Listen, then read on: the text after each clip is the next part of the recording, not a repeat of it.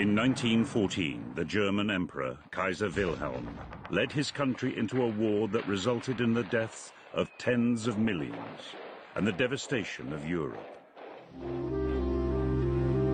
Just like Adolf Hitler 25 years later, he was seen in Britain as a power-hungry madman, in league with the devil. But hidden away, in a majestic castle near Frankfurt, is a remarkable collection of private letters discovered by British historian John Rawle. Royal correspondence that tells a very different and tragic story about Wilhelm. This is a really magical place for me. I spent in all 4 months here. I couldn't believe my eyes. I was writing a biography of the Kaiser. Here were the letters from his mother to him, from him to his mother. Day for day for day, I could reconstruct the early life of Kaiser Wilhelm II. And every single detail of his birth, of his earliest childhood, of the first few days of life, were recorded here. The story that emerged from the letters were such a horrific horror story that it was almost impossible to read those letters, and it was almost impossible for me to write them up. Over 50 years before the First World War, Britain and Germany were not foes, they were family. In 1858, Queen Victoria's eldest daughter, also called Victoria, but known as Vicky, married the dashing Prince Friedrich of Prussia. In 1858, Queen Victoria's eldest daughter, also called Victoria, but known as Vicky, married the dashing Prince Friedrich of Prussia. In doing so, she fulfilled the dreams of her German father, Prince Albert, and strengthened the bonds between two great European powers. Descendants of this royal union still flourish in Germany today. We have here the Empress as a young woman, when she came to Prussia for the first time, Crown Princess Victoria. She was a very intelligent woman, and she was very ambitious, and she was a dominant character. I'm sure she was also, that it was, many people reproached her or objected to her, that she was domineering her husband. After just 3 months of marriage in Berlin, and still only 17 years old, Vicky became pregnant. The child that embodied the union between the British and German royal families was on its way. But this was a time of high infant mortality rates, and Queen Victoria made every effort to ensure the child's birth would not end in tragedy.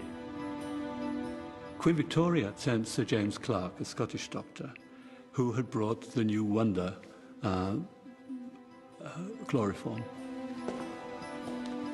Chloroform is seen as a way of alleviating the pain of childbirth, and because Queen Victoria had suggested she used it, and had used it, of course, in her own childbirth, that Vicky thought, obviously, that was a good idea. Vicky was given 2/3 of a bottle of chloroform, which is a lot of chloroform, so she would have been insensible and therefore probably not able to help with the birth.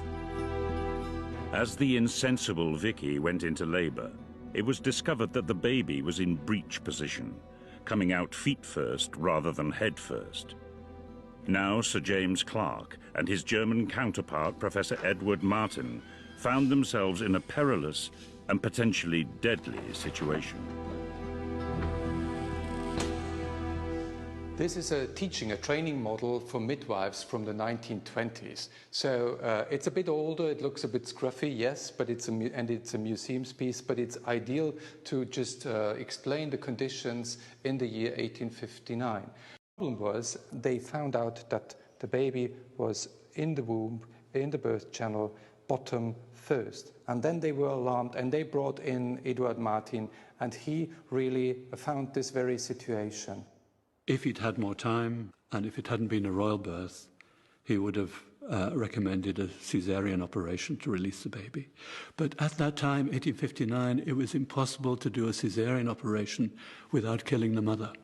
And there's no way that you could put a knife to Queen Victoria's eldest daughter. So that was not an option, obviously. Now the problem was to get out the legs, but also the arms. And he did not know where the arm was positioned in the wound. So he had to do a maneuver with his hand, reaching in, bringing out the feet first. The decisive thing was to reach through the birth channel, get the arm, and somehow pull here.